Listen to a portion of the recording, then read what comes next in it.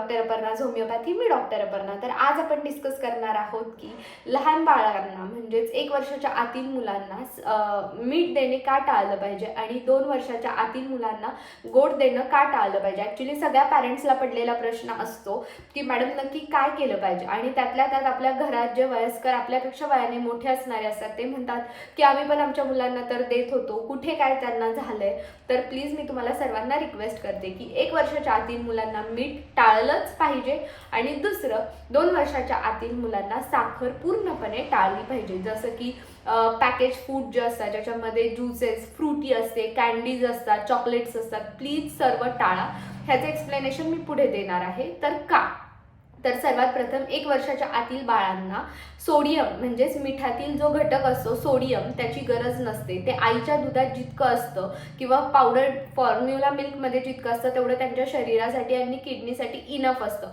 तुम्ही जर एक्स्ट्रा मीठ त्यांच्या अन्नामध्ये टाकत असाल, जसं की बाळ 6 महिन्यानंतर सॉलिड फूड स्टार्ट करतं आणि तुम्ही त्यांना भाताच्या पेजेमध्ये किंवा आणखीन काही बनवता त्याच्यामध्ये मीठ टाकून देत असाल तर प्लीज तुम्ही ही चूक करताय. तुम्ही हे टाळा.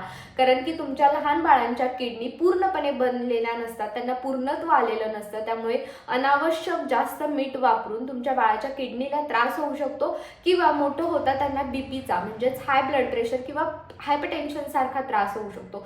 तर प्लीज 1 वर्षाच्या आतील बाळकांसाठी मीठ हे धोकादायक ठरू शकतं. त्यामुळे प्लीज हे स्टॉप करा. आणि 1 वर्षाच्या आतील मुलांना ज्युसेस पण स्टॉप करा. त्यांच्या पोटात फायबर जाण्याची गरज असते, त्यामुळे त्यांना होल फ्रुट्स म्हणजे पूर्ण फ्रूट व्यवस्थित चॉप करून किंवा स्मॅश करून व्यवस्थित खायला द्या पॉरेजमध्ये वगैरे. ते त्यांच्यासाठी बेटर असू शकतं. दुसरी गोष्ट, 2 वर्षाच्या आतील बाळकांसाठी गोड का हानिकारक ठरू शकतं. कारण की लहान बाळं पॅकेज फूड जास्त प्रेफर करतात.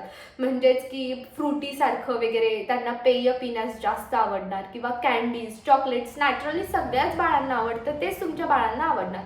सो तुम्ही त्याची टेस्टच त्या बाळांना देऊ नका. नॅचरल स्वीटनसाठी तुम्ही खजूर, डेट्सचा यूज करू शकता. ज्या नॅचरल सीड्स आणि नट्स आहेत त्यातनं जेवढा गोडवा त्यांच्या खाण्यात येईल तेवढा अतिउत्तम राहणार आहे.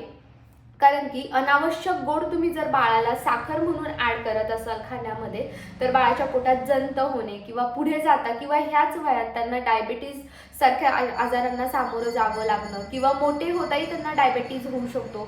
आणि जसं जसं मोठे होतील त्यांना टेस्ट करेल तसं ते जास्त गोड खाण्यासाठी क्रेव्ह होतील, त्यांचं क्रेविंग्ज वाढतील पॅकेज फूडसाठी आणि गोड पदार्थांसाठी. सो तुम्ही आत्तापासूनच ह्या गोष्टी लक्षात घेता 2 वर्षापर्यंत ज्या गोष्टी टाळल्या पाहिजे त्या टाळायचा प्रयत्न करा.